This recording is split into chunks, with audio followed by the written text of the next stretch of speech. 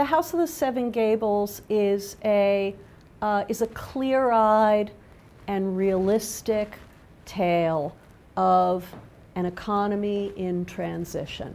A New England world of inherited privilege funded by sea journeys, where there are no more sea journeys to fund this way of life. And an age of commerce and of hustle is beginning. We're introduced to Hepzibah Pynchon, an old woman who has for years and years lived off the diminishing funds of a family inheritance.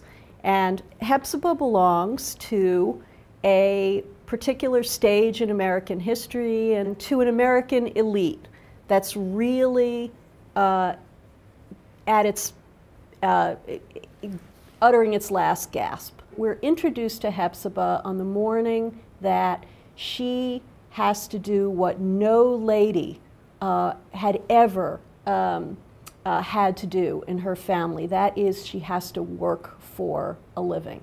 Hepzibah has decided that she must open a cent shop, a little 7-Eleven on the side of her house, or starve. And so she's bought some few provisions, some threads, some gingerbread. I think of Hepzibah a little bit like the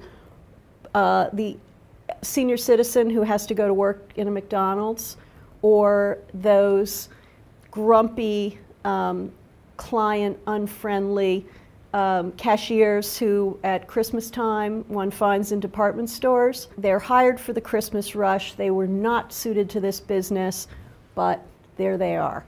And Hepzibah, when she hears the little bell in the little bell ringing for her services, she quivers and quavers through her whole frame.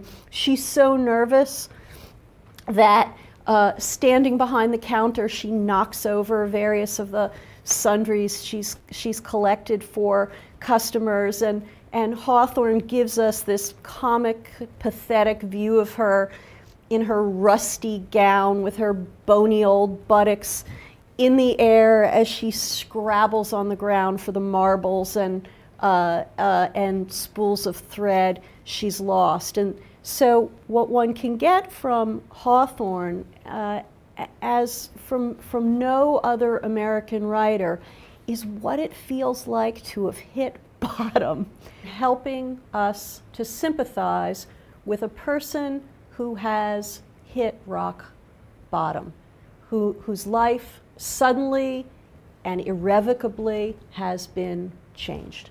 Hepzibah, who's had to open a scent shop, it turns out doesn't have any of the skills she needs. Certainly has no sense of client services, doesn't really even understand the marketing, the marketing demands of her moment. Hawthorne is hard-headed enough not to pretend that old woman Hepzibah is actually going to be able to remake herself, is going to be able to enter this new commercial economy in which she lives. But lucky for her, her cousin arrives, and her cousin has marvelous ideas about how if they just brew up some ginger beer, and she herself, Phoebe, can roll her sleeves up on her snowy white arms and concoct that ginger beer, that they will be able to make this scent shop a going concern.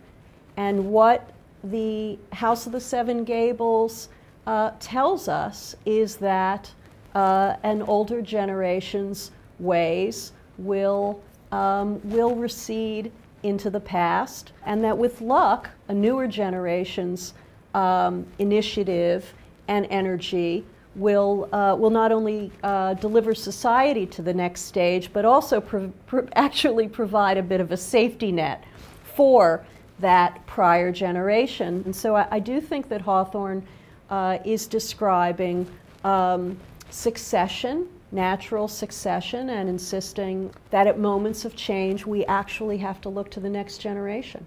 Certainly in the current economic crisis, we're looking at older persons who had no idea that the preparations they'd made for their lives, the way they saw themselves, had no idea that those preparations and that self-understanding would be inadequate.